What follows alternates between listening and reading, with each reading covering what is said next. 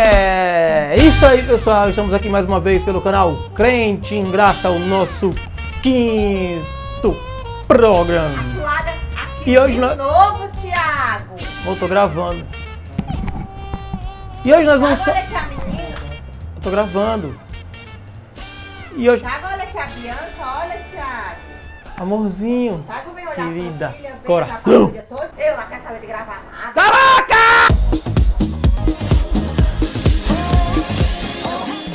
E hoje nós vamos falar sobre um tema que eu acho muito interessante e muito pertinente para o momento. Nós vamos falar sobre relacionamentos, solteiro, casado, de antigamente, de hoje. Principalmente um comparativo do que era antigamente com o que é hoje.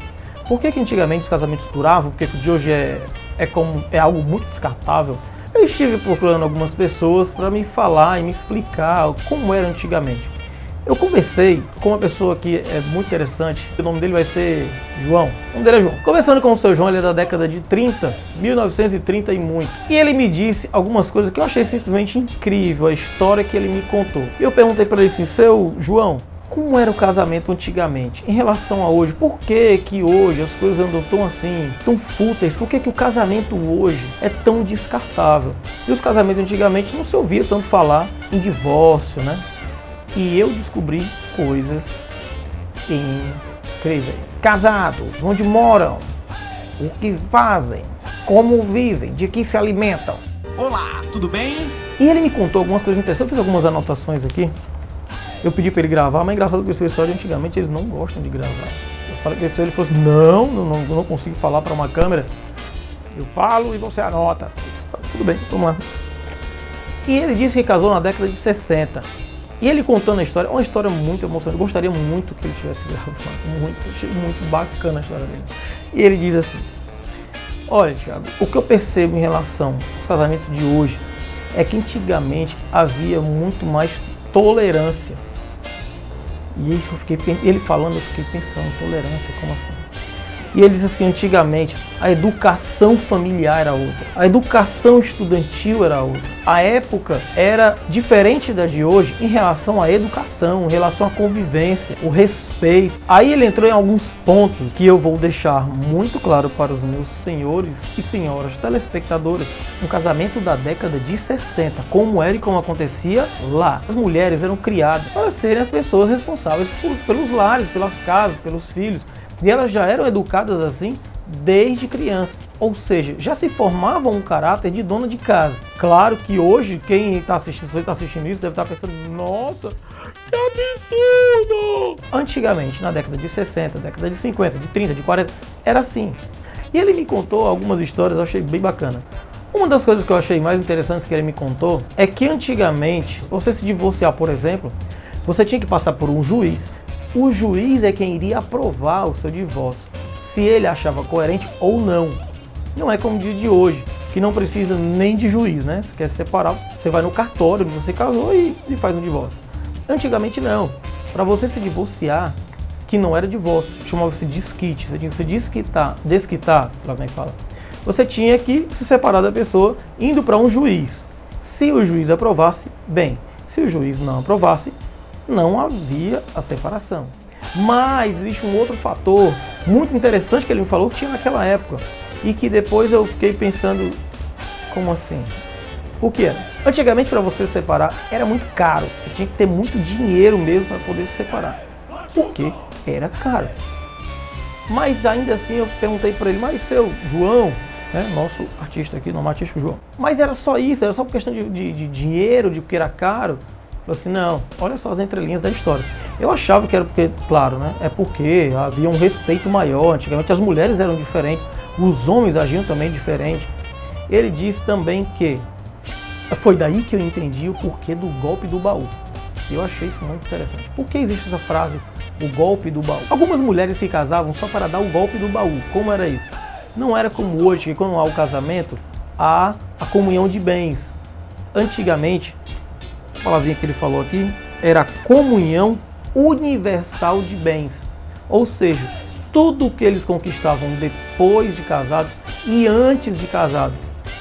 Tinha mulheres que se casavam com homens ricos, assim como homens também se casavam com mulheres ricas, para dar o chamado golpe do baú. O golpe do baú era da seguinte forma: ele se casava com uma mulher rica e depois dava um jeito de ela morrer ou de separar. Por quê? Porque aí eles tinham que dividir tudo, não só o que eles conquistaram depois de casado. Algumas diferenças também cruciais que tinha das mulheres de antigamente para as mulheres de hoje. Ele diz que as mulheres não davam em baladas, não davam em festinhas. Isso era coisa de homem. Aí você pode dizer assim, nossa, que machista, blá blá blá, aquelas coisas que todo mundo fala. Eu estou falando de uma época que existiu, enfim, aconteceu, fica a nossa história, são dos nossos avós, ou dos nossos pais até, ou de você que está aí assistindo, dizendo assim, meu filho, eu vivi isso. Pronto, isso era coisa para homem, não coisa para mulher. Mulher ficava em casa, cuidando da casa, a vida era isso, não passava disso. Aí você pode pensar assim, nossa, mas isso é muito chato. O que essa opinião particular minha, o que eu acho interessante é que os casamentos duravam, não somente porque as mulheres eram oprimidas, eram oprimidas, não podiam fazer nada. Primeiro, era da criação delas, foram criadas assim, acostumadas assim. A gente não sente falta daquilo que a gente nunca viu, a gente não pode sentir falta daquilo que a gente não foi instruído, que a gente não foi ensinado. Então a gente não pode questionar ou querer o inexistente. Por que inexistente entre aspas? Porque se elas não sabiam da existência daquilo, então o que falta fazer? E eles duravam muito os relacionamentos daquela época, como a gente vê os nossos avós que nunca se separaram, ou até mesmo os nossos pais que nunca se separaram. Por quê? Porque vem de uma época em que havia uma tolerância, havia diálogo, cada um sabia o seu papel. Antigamente mulher não trabalhava, era até desonroso mulher trabalhar. Mulher não dirigia, mas devia ser tão bom. Não que eu pense assim, de forma alguma. Eu jamais ficaria feliz em saber que mulheres não dirigem. Que bom. Enfim. Muito simples, uma coisa chama-se tolerância, respeito, que se tinha mais, antigamente se tinha mais condição de conversar e tudo, hoje ninguém mais conversa. O casamento acaba se diluindo pela falta de conversa entre os próprios casais. E tolerância, né, que é o principal. Eu tenho 20 anos de casado. Nesses 20 anos, muita coisa aconteceu. A principal motivo dos nossos 20 anos primeiro, há uma cumplicidade muito grande entre nós dois, né? De querer estar com o outro. Aprender a conviver, programar as coisas com o parceiro. Apesar de você ter essa individualidade hoje, como a gente, como profissional, como tudo, mas aprender que você é casado, você tem uma família, você vive para essa família e acreditar que isso realmente seja o seu objetivo, viver em família. Pronto, vou falar aqui para vocês qual é a receita de um casamento duradouro. Uma das receitas. Na verdade não é bolo que você tem uma receita escrita no papel. O casamento de hoje e o casamento de antigamente, eu acho que não mudou muita coisa não. O que na realidade mudou foi a sociedade e as pessoas hoje encaram o casamento de uma forma diferente como não era no passado. No passado você tinha mais respeito pelas pessoas e com o passar do tempo a coisa se perdeu um pouco. Paciência, tolerância, participação, companheirismo e saber dividir todos os momentos, bons e ruins. Eu tenho 22 anos de casado e 32 anos de convivência com uma pessoa. É o meu primeiro casamento e eu acredito que o último também, se tudo der certo. Vivo muito bem com a minha esposa e eu acho que uma receita para você conservar o seu casamento, entre outras, é o diálogo. Com o diálogo você resolve os problemas, com o diálogo você minimiza os problemas e hoje eu acho que um dos grandes problemas que você tem no casamento é a falta de diálogo. E principalmente acreditar que quando a gente vai voltar para casa, tem alguém que ama a gente. Então essa é uma das minhas sugestões para a durabilidade de um casamento. Tanto no passado, como no presente, como no futuro também. Você pode até amar uma pessoa, mas se você não admira, então, para mim, admiração, o amor é importante, mas a admiração faz com que o amor habite a casa. Admiração, tolerância, paciência, né? E muito amor. Canso de ver e de ouvir relatos de pessoas que dizem o seguinte: você me conheceu assim. Aí o cara vai dizer o quê? Ou então o cara daqueles que vive em festa, vive se acabando de beber por aí. Aí a mulher vai e conhece ele no meio de uma festa também. Aí depois que casa, acha que o cara ou que a mulher vai mudar simplesmente porque casou. Aí ele ou ela vai dizer assim, você me conheceu assim. Antigamente, quando as mulheres iam conhecer ou saber quem eram seus maridos, obviamente os pais influenciavam muito disso. Por quê? Ou eles eram amigos de muito tempo e quando tivessem os seus filhos já sabiam, meu filho vai ser o esposo da sua filha, meu amigo. E aí eles eram dados em casamento e já tinha todo aquele ritual, que eu não descarto essa possibilidade. Eu acho isso muito interessante, os pais influenciarem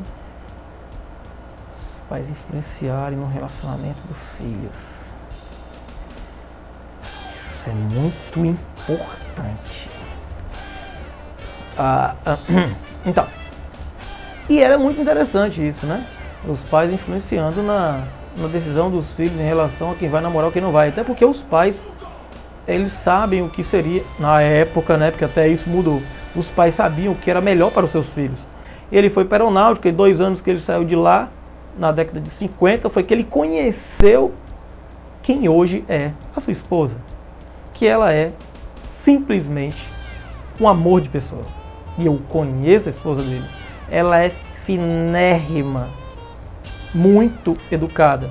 Diferente de algumas, não vou dizer todas, claro, mas diferente de algumas e da sua grande maioria das mulheres de hoje, onde as esposas não respeitam mais os seus maridos. Eduque a sua filha a ser gente.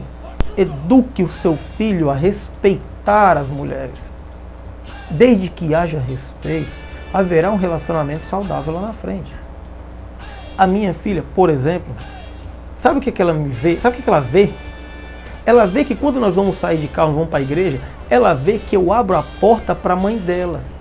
Ela vê que eu puxo a cadeira para a mãe dela sentar, não para ela cair no chão. Cala a boca. Ela observa uma pessoa que é respeitosa, no mínimo.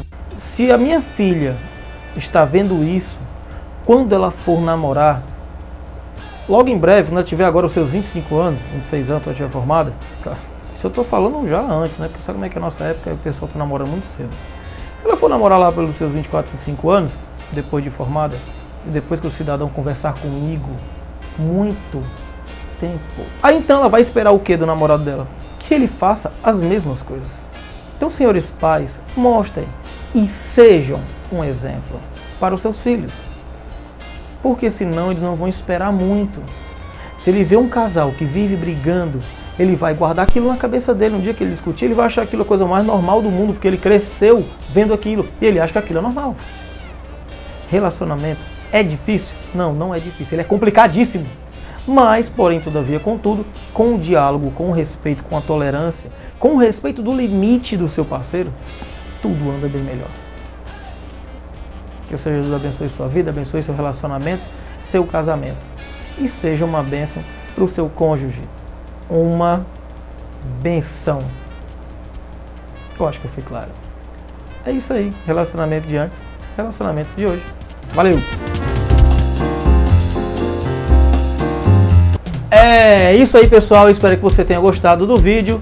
Que você possa dar sugestões de vídeo. E não esqueçam de mandar pra gente você falando eu sou o Crente em Graça, para que nós possamos colocar na nossa vinheta, assim como os que já estão lá, ou com seu grupo, ou com seus amigos, ou de uma forma diferente, de uma forma tocada, de uma forma cantada. E logo em breve eu estarei aqui tocando e cantando músicas. Claro, ninguém vai tocar palavras. Estaremos aqui tocando e cantando aqui algumas músicas para vocês. Vocês podem pedir também alguma música, vou cantar música tal. A gente canta aqui, a gente faz tudo, cara. Crente em Graça aqui é tudo na graça. Fique na paz do Senhor Jesus. Valeu!